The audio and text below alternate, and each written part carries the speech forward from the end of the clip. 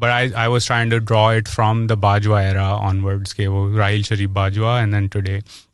So I stumbled on this one example कि इमरान खान की हुकूमत आती है, जहांगीर तरीन was still buddies with Khan Sahab, and he was running this agricultural modernization plan, so to speak.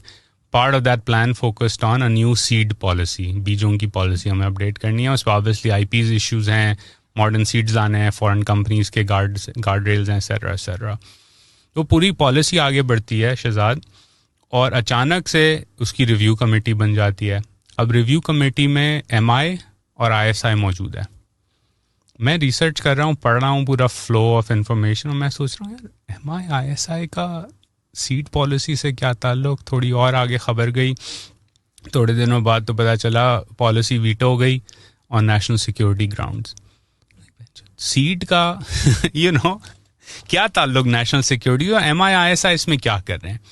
Then I started looking at the structure of the military because Dr. Siddiq has laid that down, and I was sort of catching up on sort of list क्या है organizations की.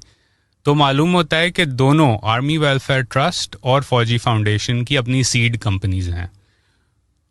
और अगर seed policy update होती और बेहतर बीज market में आता है, जो कि IP फॉरेनर्स के पास है, आपने तो वो तहकीक की नहीं, going back to the scientific rigor, तो आप मार्केट शेयर लूज़ करोगे.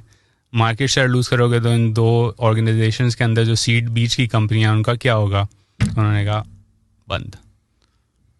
ये है लेवल ऑफ कंट्रोल कि बीज की पॉलिसी तक वो आगे नहीं बढ़ सकती अनलेस दे से यस टू इट.